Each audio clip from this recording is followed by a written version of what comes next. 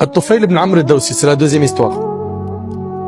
Cet homme-là était quelqu'un de noble, le chef de la tribu de Daous, un poète intelligent, quelqu'un de sage. Sa tribu avait une principauté ou quelque chose comme cela, quelque part dans le Yémen. D'accord? Il est du Yémen. Tufayl vient à la Mecque en l'an 11 de la prophétie. Donc avant la Hijra, avant l'émigration du prophète en l'an 11 de la prophétie. Les Mécois se préparent à son arrivée et lui réservent un accueil honorable et grandiose. Oh Tufayl, tu es venu dans ton pays, tu es chez toi. Et ils vont tout de suite le mettre en garde contre le prophète Muhammad alayhi salatu wassalam, qui travaillait sans relâche à faire la da'wa, il appelait les gens à Allah subhanahu wa ta'ala. Et ils vont lui dire, cet homme parmi nous, en parlant de Muhammad, nous a défiés, rompu notre cohésion, dispersé nos efforts. Toutefois, sa parole est comme de la magie. Il sépare l'homme de son père, de son frère, de sa femme. Nous craignons qu'il vous influence, toi et ton peuple. Ne lui parle surtout pas et n'écoute rien de lui. Qu'est-ce qu'ils ont fait? Ils ont conditionné At-Tufayl ibn Amr ad-Dawsi jusqu'à ce qu'il était déterminé à ne plus rien écouter du prophète sallam. Tufayl, il a été conditionné pour pas écouter le prophète sallam.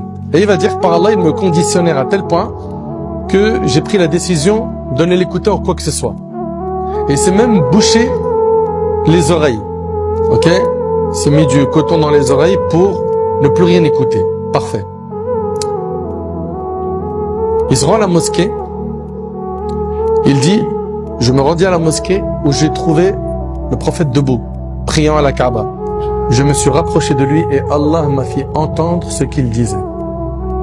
J'ai entendu une belle parole. C'était le Coran qui était récité par le prophète sallam.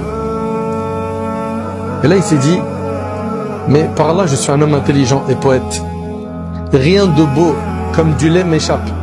Il s'est dit, mais attends, mais moi je connais les bonnes paroles des mauvaises. Je suis quelqu'un de poète, je suis quelqu'un d'intelligent, je sais reconnaître les bonnes et les mauvaises paroles. Qu'est-ce qui m'empêche de l'écouter, de me faire mon idée moi-même?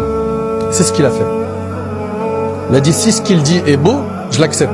Si c'est laid, je le rejette. Il est resté jusqu'au moment où il rentrait chez lui pour le suivre. Une fois chez lui, il dit, je lui ai exposé les raisons de ma venue, la crainte des gens à mon sujet, le bouchage de mes oreilles et le fait d'écouter une partie de ses paroles. Je lui ai dit de me présenter son message. Alors le prophète sallam lui a présenté l'islam en quelques paroles. Il lui a récité le Coran. Il a dit, par Allah, jamais je n'avais entendu une parole aussi belle, ni rien de plus juste. Subhanallah. Il dit, en conséquence, je me suis converti à l'islam. Il a prononcé l'attestation de foi. Ici, il vient d'embrasser l'islam. On est d'accord ou pas? Très bien. Regardez la suite.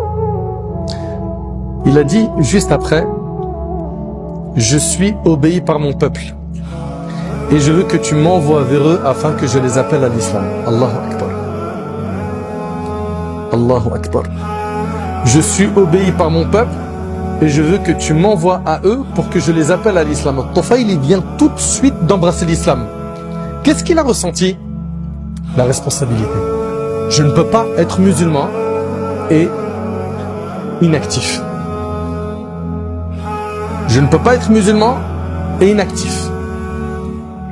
Et la question que j'ai à me poser ainsi qu'à vous, depuis qu'on est musulman, certains c'est de naissance, d'autres c'est des convertis, qu'est-ce que tu as fait? Quel a été ton rôle jusqu'à aujourd'hui? Quel bien as-tu fait pour la Ummah, pour la société dans laquelle tu vis? Qu'est-ce que tu as apporté? Tu as été une plus-value ou un simple consommateur?